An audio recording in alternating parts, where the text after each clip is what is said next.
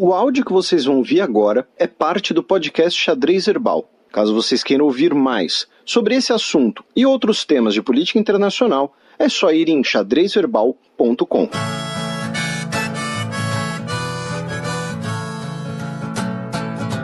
Coluna aberta.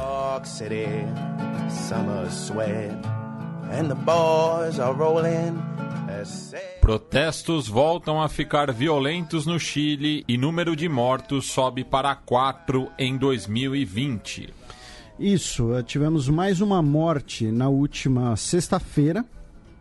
Um estudante de 24 anos, ao sul, na região sul de Santiago, ele estava num protesto por conta da morte de um torcedor do Colo-Colo, que foi atropelado na terça-feira, que a gente chegou até a mencionar no último programa. E ele foi baleado durante o protesto. Tá? Para mim não ficou claro quem disparou, se foi um tiro de arma, um tiro letal disparado pela polícia, enfim. Mas integrantes das torcidas organizadas dos 3 principais clubes, de Santiago foram para a praça para fazer esse protesto contra a morte desse torcedor. E também do Santiago Wanderers de Valparaíso e do Cobreloa de Calama, que são 2 torcidas bastante expressivas também. E no caso do futebol, pela pré-Libertadores na última terça-feira, o Internacional de Porto Alegre visitou a Universidade de Chile e tiveram vários protestos durante o jogo também. E enquanto o país está pegando fogo, literalmente, Sebastião Pineira goza de merecidas férias. O time nessa situação e os caras jantando. Para quem não sabe, isso é um meme de futebol. Aí a gente cruza os Andes, vamos até a Argentina. Não exatamente na Argentina, já que o Alberto Fernandes estava na Europa. Deu um baita rolê, né? Isso, foi se encontrar com o Macron na França, se encontrou com o Pedro Sánchez na Espanha. O rei também. Se encontrou com o rei, com a Merkel, enfim, se não me engano ele com o Papa, com o Conte. Com todo mundo, né? Deve ter se encontrado com o Messi também. E o principal motivo desse tour foi a ideia de renegociar a dívida argentina com o Fundo Monetário Internacional. Tá? O comunicado do governo espanhol fala em solidariedade do governo espanhol para superar a difícil situação econômica e social da Argentina e apoia o processo de renegociação de sua dívida. A Espanha segue sendo a ponte entre a América Latina e a União Europeia. E a Argentina e o resto dos países latino-americanos contam com a Espanha como um país irmão. Tá? O governo também ressaltou a presença de 500 mil de cidadãos espanhóis na Argentina e a presença também de cerca de 300 empresas espanholas na Argentina. Tá? A dívida argentina com o FMI chega na casa ali de mais ou menos 57 bilhões de dólares, tá? E o governo argentino quer renegociar esse valor e renegociar também as condições de pagamento. O Macron também declarou, disse que a França acompanha, a Argentina e se mobilizará com o FMI para ajudar a Argentina no caminho do crescimento e de uma dívida sustentável. Que uma das questões seria que a Argentina não teria como sair da crise sem estando atrelada a essa dívida tão grande. O Macron disse que agradeceu pelo Fernandes visitar a Europa tão pouco tempo depois de sua posse, enfim, trocar aqueles afagos habituais e tudo mais. Aí, da Argentina, a gente cruza a fronteira para a Bolívia, onde as eleições continuam dominando o cenário político do país, e a presidente interina Jeanine Áñez anunciou quem será o seu vice-presidente na sua chapa. Será o ex-candidato à presidência Samuel Doria Medina, tem 61 anos, é um empresário do ramo hoteleiro. Empresário não, gestor. E ele foi 3 vezes derrotado em eleições presidenciais. Ele ficou em terceiro em 2005, em terceiro em 2009 e em segundo em 2014, né, quando o Evo Morales venceu no primeiro turno, né, com 61% dos votos. A questão é que o Medina, inicialmente, ele era contra a Jeanine Áñez assumir como interina. Ele queria a realização imediata de novas eleições. Então, né, não sei o que foi conversado, não sei, né, o que rolou para essa amizade ficar tão bonita do dia para noite. Que acordo foi costurado. Pois é. E assim, a gente, né, política é isso, né? E aí a gente acaba repetindo algo que a gente falou aqui no programa umas 2 semanas atrás, que hoje você tem a candidatura do MAS, né, do Luiz Arce, o partido do Evo Morales, e ao mesmo tempo você tem 5 candidaturas de direita e de centro, né? Então as outras candidaturas elas vão ficar canibalizando umas às outras. E aí, o que pode acontecer nesse cenário? É muito provável que o Luiz Arce vá para o segundo turno, num cenário improvável, caso eles, né, se enfraqueçam tanto mutuamente. Não sei se venceria no primeiro turno, mas pode ficar com uma votação muito expressiva. Aí vão levantar suspeitas do processo eleitoral, do sistema eleitoral, mas, novamente, a questão aqui você vai ter 5 candidaturas contra uma. Então, se o país estiver dividido ao meio, vai ficar uma candidatura com 50% e 5 com 10%. Tá? Então, tem essa questão do sistema eleitoral. E o Evo Morales confirmou que vai ser candidato ao Senado, tá? Pela região sul de Cochabamba, tá? E ele vai encabeçar a lista de 8 candidatos do seu partido, tá? Ele não pode concorrer à presidência, embora ele tenha concorrido na última eleição, que é a origem da crise toda, né? Ele não pode concorrer à presidência. Ele já havia, né, dito que não concorreria à presidência, além de estar proibido, e aí ele anunciou essa candidatura ao Senado, só que tem uma questão legal, que segundo as regras eleitorais bolivianas, um candidato tem que ser residente da região por onde ele está se candidatando nos últimos 2 anos. E nos últimos 2 anos, ele residiu na capital do país, quando era presidente, depois no México e depois na Argentina. Atualmente ele está na Argentina. Então, é uma candidatura que muito provavelmente vai acabar sendo judicializada. Eu não sei se a ideia do Evo Morales é fazer uma candidatura simbólica, uma candidatura de protesto, sei lá, ele não vai sair da Argentina, não sei. O fato tem uma pendência legal, tá, para a candidatura dele, que é essa questão de você ter que residir 2 anos no mesmo local, né? Alguns dos nossos ouvintes talvez se lembrem de uma eleição brasileira em que o Vanderlei Luxemburgo, treinador de futebol, queria se candidatar ao Senado por Tocantins, sem nunca ter morado no Tocantins, né? Ele tem propriedades no Tocantins, fazenda e tal, mas ele nunca residiu no Tocantins. E aí viram que não ia dar muito certo, ele abriu mão da ideia, aboliu a ideia.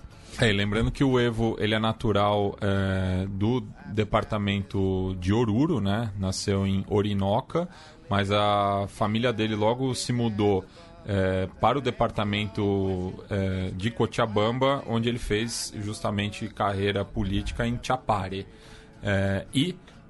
Não sei como essa questão na Bolívia, mas aqui no Brasil, pelo menos os ex-presidentes podem se candidatar por qualquer unidade federativa, né? Por isso que o Juscelino foi senador por Goiás, o Sarney pelo Amapá, enfim. Pode ter essa questão, de fato. Bem pensado. Certamente temos ouvintes na Bolívia que eventualmente podem conhecer um pouquinho mais das leis eleitorais locais. E, finalmente, para a gente fechar a Bolívia, o Gustavo Torrico, membro da Assembleia Departamental de La Paz, integrante do MAS, do partido do Evo Morales, ele foi preso, tá? Pelo governo atual, por ter...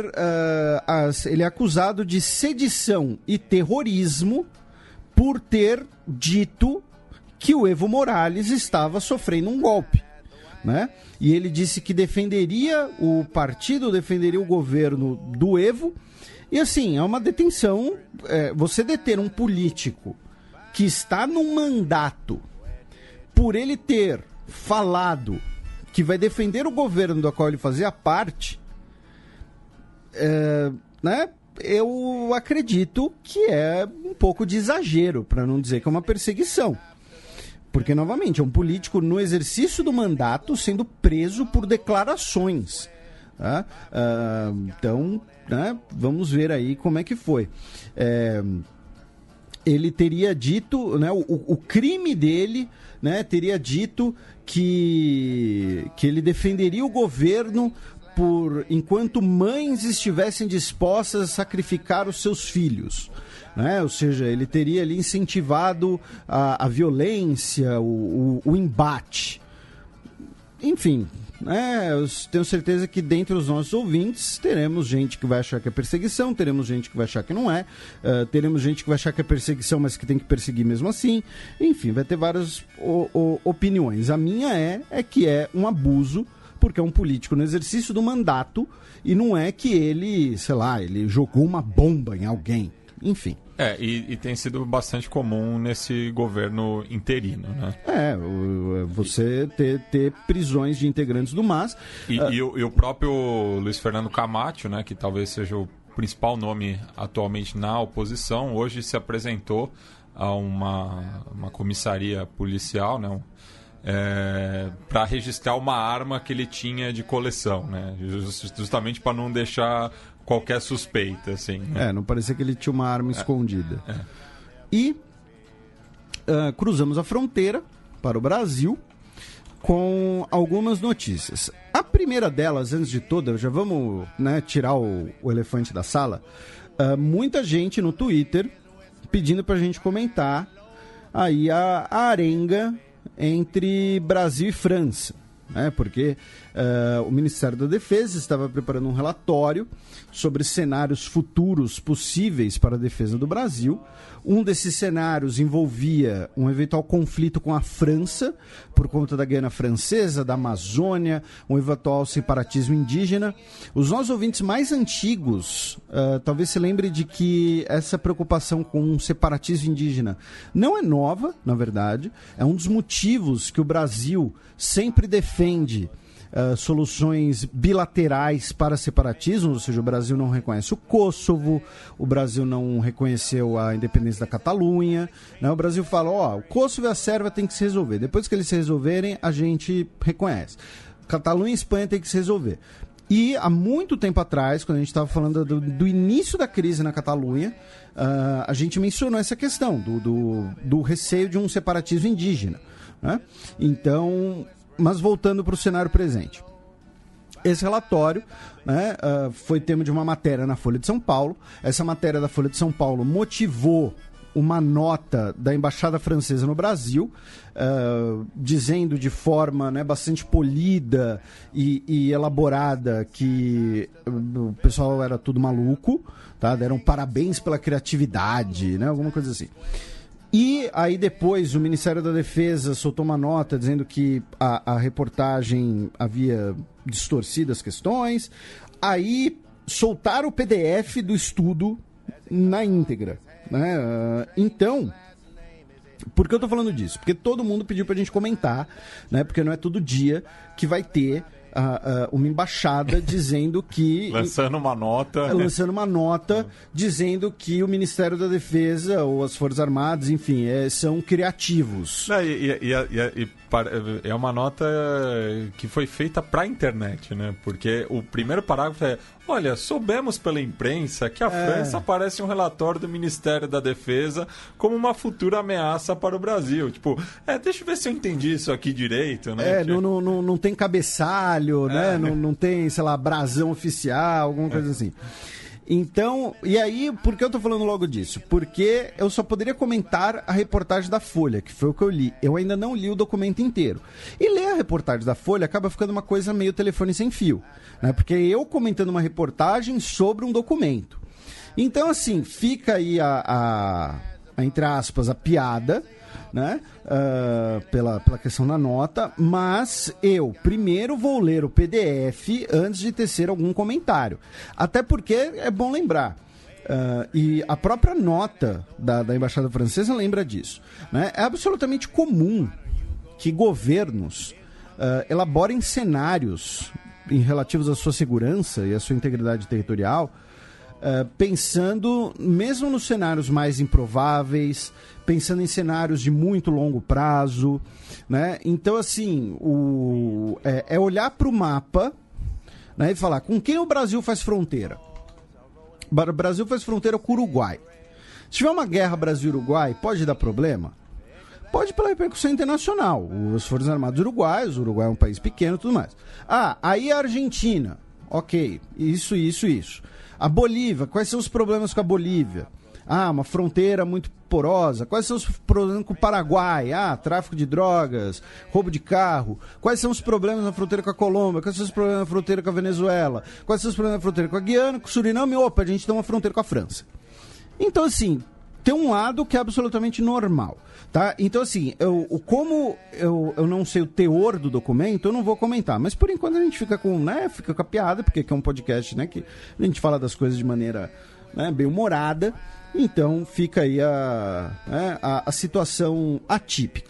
E tem muito também dessa troca de chumbo, no caso figurado, entre os dois chefes de Estado, né? Exatamente, né? A questão da Amazônia, aí o Paulo Guedes disse que a mulher do Macron era feia, né? Aí, enfim, aquelas baixarias todas do ano passado. Aí nós voltamos agora, né, para o mundo real, né, digamos assim. O presidente Jair Bolsonaro ele realizou uma conversa com o pastor Silas Malafaia em dezembro, 2 meses atrás, e essa conversa, nessa semana agora, no dia 3, segunda-feira, foi publicada no canal do YouTube, né, do pastor, e que o presidente diz assim: estamos caminhando para, né, a transferência da Embaixada Brasileira em Jerusalém. Não vou dizer 2020, no máximo 2021. Se Deus quiser, vai nascer sem atritos, tá? Então, é basicamente o presidente Jair Bolsonaro dizendo que até 2021 vai transferir a Embaixada Brasileira em Jerusalém. Nesse sentido, é bom fazer algumas observações. Uma delas é de sempre, que tem bastante conteúdo lá no Xadrez Herbal sobre essa questão de Jerusalém. Tem podcast, tem texto, tem vídeo, tá? Não falta coisa sobre Jerusalém lá. Então vai lá, xadrezherbal.com, digita lá na busca Jerusalém, pronto. A segunda coisa não deixa de ser curioso ele falar isso numa entrevista com um líder neopentecostal, né? Já que essa questão, essa ligação entre diversos setores neopentecostais e Israel, né, o Estado de Israel, por questões vistas como teológicas, como bíblicas, né, é muito forte. Tem um aspecto eleitoral também muito forte. E terceiro, né, tem uma questão que nos últimos tempos, né, a gente recebeu alguns comentários quando mencionamos o assunto e tal, quando a gente, né, recentemente o Brasil abriu um escritório em Jerusalém, que é o seguinte: o Brasil se o Brasil quisesse, for fazer bem para as relações brasileiras, né, não poderia reconhecer Jerusalém. A questão, especialmente hoje, é que o Brasil reconhecer Jerusalém como capital de Israel não necessariamente teria boas repercussões, especialmente se fosse um movimento isolado. O que eu quero dizer com isso, né? Caso o governo, e fica aí, né, para os nossos ouvintes que estão no Itamaraty, nas entranhas do governo, né? Fica a sugestão. Caso o governo brasileiro realmente queira transferir a embaixada para Jerusalém, seja por razões de Estado, seja por razões eleitorais, enfim, não estou entrando aqui nesse julgamento.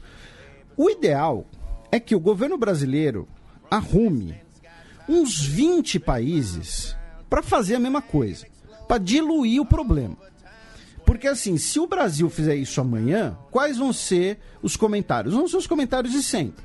Primeiro, está sendo copião do Trump, está fazendo um alinhamento automático com os Estados Unidos e pode prejudicar as relações comerciais brasileiras com países muçulmanos e países árabes que não reconhecem Israel.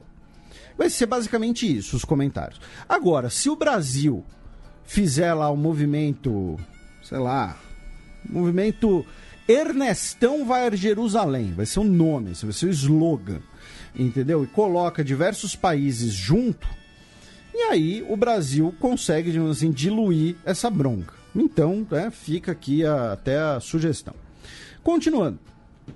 O governo brasileiro disse que vai apoiar a reeleição do Almagro na chefia, como secretário-geral da OEA, Organização dos Estados Americanos, né? O Ernesto Araújo disse que votar no Luiz Almagro é votar por alguém responsável, né? E que não legitima regimes totalitários. Então teve esse anúncio de voto. Uma notícia que não é diretamente ligada ao Estado brasileiro, né, mas que envolve a imagem do Brasil, fica a sugestão para vocês acompanharem, lerem no blog do Jamil Chad, é que um relatório preliminar da ONU, né, sobre as operações de paz na República Democrática do Congo teria apontado deficiências críticas nas operações de paz. Tá? Incluindo aí questões de direitos humanos e questões sobre número de patrulhas, enfim, danos colaterais e tudo mais. E por que eu estou falando para vocês lerem no blog do Jamil Chad? Porque ele, primeiro, foi quem trouxe, né, essa auditoria, e segundo, ele conversou com o Santos Cruz, né, e o blog do Jamil Chad publicou, né, as respostas do Santos Cruz ao relatório, a própria coluna do Jamil Chad, tá? Então fica a sugestão. E só citando o Jamil Chad também, ele no blog dele ele trouxe a notícia de que o parlamento da Valônia, né, por unanimidade vetou o acordo com o Mercosul. Essa medida não é vinculante, né, mas mostra aí uma tendência e que no passado já brecou o acordo da União Europeia com o Canadá por praticamente os mesmos motivos, né? Questão do clima, saúde dos consumidores e também agricultura familiar e sustentável. E só para explicar porque... mas uma coisa que torna esse voto interessante... que você mencionou, Matias, é que esse voto ele não é vinculante porque ele é um parlamento regional. Sim. Porém, todos os partidos, como você mencionou, foi por unanimidade, todos os partidos votaram. Então, pode significar, né, como seria um eventual voto nacional. E, só para explicar para alguns dos nossos ouvintes que talvez possam ficar confusos, né, porque eu disse que a notícia do Santos Cruz não tem ligação direta com o Estado brasileiro, porque quando ele liderou a missão no Congo, ele foi convidado pela ONU, ele não estava como representante do Brasil, ele estava como, digamos assim, pessoa física, né, convidado pela ONU. Tá?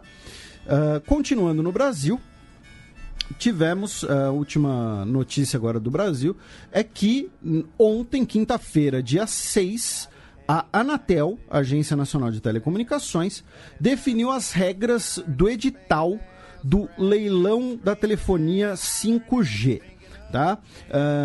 Vocês podem achar as diversas especificidades técnicas, né, desse leilão, as bandas de frequência, enfim, todas essas questões.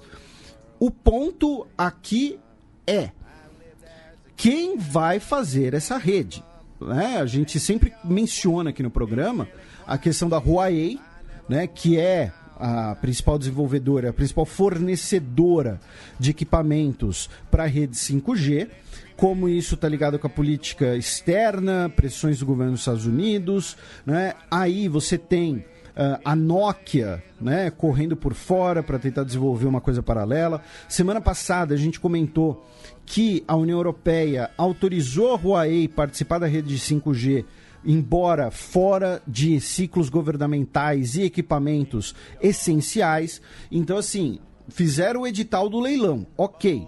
Mas vai ser, todo mundo vai poder participar, como é que vai ter alguma implicação política, ou eventualmente, por exemplo, se, vamos supor, o leilão é realizado livremente, a Huawei vence os leilões, faz lá as melhores propostas, entendeu? Ó, a gente vai dar aqui $1 trilhão e mais 2 paçocas para fazer o 5G e tal, e aí depois o governo dos Estados Unidos pressiona como é que ficaria essa questão. Então é algo interessante para ficar de olho, né, começando aí essa semana.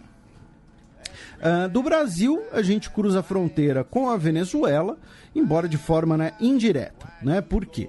Porque o Juan Guaidó, né, o líder da Assembleia Nacional, né, que é o presidente da Venezuela, reconhecido como tal pelos Estados Unidos, embora, né, a gente, aí não tem como a gente resumir, né, mas lembrando, na Venezuela você tem uma espécie ali de 2 parlamentos, aí no início desse ano teve ali a reeleição do Guaidó, mas numa Assembleia Nacional reduzida, aí ele acusando o chavismo de dar um golpe dentro da própria Assembleia Nacional,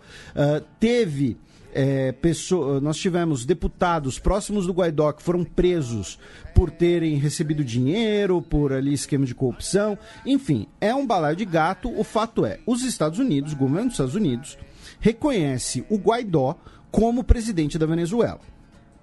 E ele foi recebido, né, essa semana pelo Donald Trump na Casa Branca, escoltado ali por uma guarda de honra, ou seja, justamente para ter esse simbolismo de que estamos recebendo o presidente da Venezuela, né? Ele foi na Casa Branca, inclusive, com um terno azul claro ali, né? E ele também esteve presente no discurso do Estado da União, do Trump, no Capitólio, né, na sessão conjunta do Congresso, em que o Trump o apresentou como presidente verdadeiro e legítimo da Venezuela, disse que vai esmagar a tirania do governo Maduro, diz que o Guaidó é um homem muito corajoso que carrega consigo as esperanças, sonhos e aspirações de todos os venezuelanos, e que os Estados Unidos vai continuar a trabalhar com os nossos parceiros na América Latina e que a Venezuela pode sofrer medidas esmagadoras, tá? Se o seu governo continuar essa política tirana, né? E de... Mas qual governo? O governo Maduro. Não, sim, mas é que ele chama o outro de presidente legítimo e verdadeiro. Ah, tá, Então, tá, entendi. Que curioso também que muitos meios de comunicação estadunidenses referiam ao Guaidó como líder da oposição, né? Não dando o mesmo aval que o Donald Trump. E... Nesse cenário, Trump disse que vai usar todas as ferramentas ao seu dispor para criar problemas para o Maduro e seus capangas, seus comparsas, né, os cronies. Né?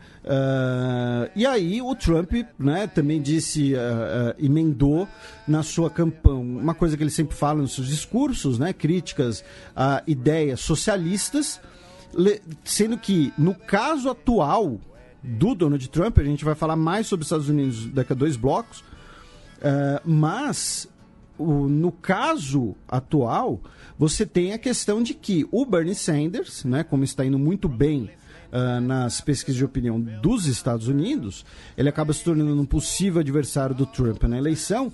Então, quando o Trump bate em socialismo, né, ele está, na verdade, indiretamente batendo no Bernie Sanders, por conta da campanha presidencial interna. Aí da Venezuela a gente cruza para a Colômbia, onde morreu o Popeye. Mas não é o Popeye. Não é o personagem de desenho. Isso, até porque o Popeye ele apenas comia espinafre, batia no Brutus, não matava ninguém, no caso, e ficava puxando, esticando a Olivia. No caso, esse é o John Jairo Velázquez Vázquez, baita nome, né? JJVV. que era um dos principais sicários do Pablo Escobar. Tinha muitos segredos ali dos bastidores do cartel de Medellín. Inclusive já teria dito uma vez que um ex-presidente colombiano tinha conexões com o cartel. Não deixou claro qual, mas jogou para o público, vamos dizer assim. E o curioso disso é que o atual comandante do Exército, o general Eduardo Zapatero, fez uma nota bastante emocionada, assim, né, em relação à morte do Popeye, inclusive porque o próprio militar se notabiliza justamente pelo combate ao narcotráfico na Colômbia em 1993.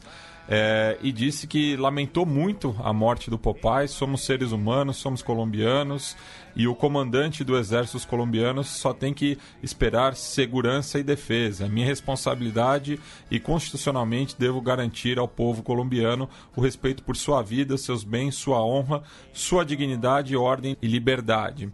E também falou que disse que ainda sobre o Popeye, que morreu um colombiano que passou na sua vida, não importando o que tenha passado na sua vida, né? Só para deixar claro, ele morreu, pelo menos, né, versão oficial, né? Vamos aqui colocar o chapéu de alumínio, mas ele morreu por conta de um câncer do esôfago, né? Não é que caiu uma bigorna acre na cabeça dele. E ele foi condenado pela morte direta de 200 pessoas, incluindo sua esposa, e ele teria planejado, né, ou feito parte da execução de atentados e operações que, no total, mataram mais de 3.000 pessoas. Né? Então, assim, como você disse, é muito curioso, né, você ter essa nota emotiva toda, né, para um cara que tinha mais de 200 mortes no currículo. Ele que estava preso desde maio de 2018 por extorsão, mas que tinha recuperado a sua liberdade 4 anos antes. Aí sim preso por conta justamente dessas execuções a mando do cartel de Medellín. E finalmente, da Colômbia, vamos para o México, onde infelizmente e bizarramente, né, mais um ativista pela conservação das borboletas monarca foi morto, né? O nome dele, Raul Hernández, tá? Ele foi morto 2 dias depois do funeral do Homero Gomes, que a gente mencionou no programa passado. Lembrando que esses ativistas pela borboleta monarca, eles tentam preservar as regiões onde elas vão para hibernar, e é uma região muito visada por madeireiros, né, quadrilhas de madeireiros ilegais.